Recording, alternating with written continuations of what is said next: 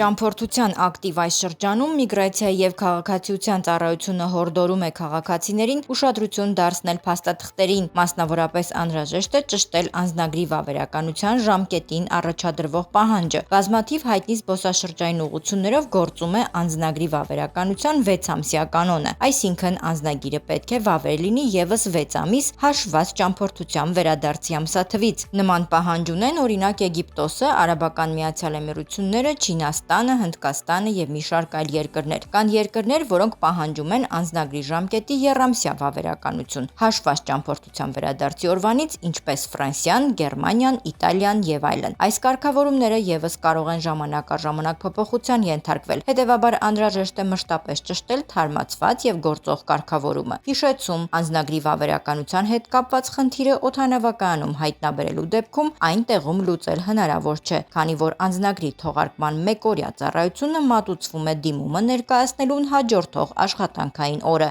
այնպես որ շտապեք ճշգրտումներ կատարել մինչ ճամփորդելը։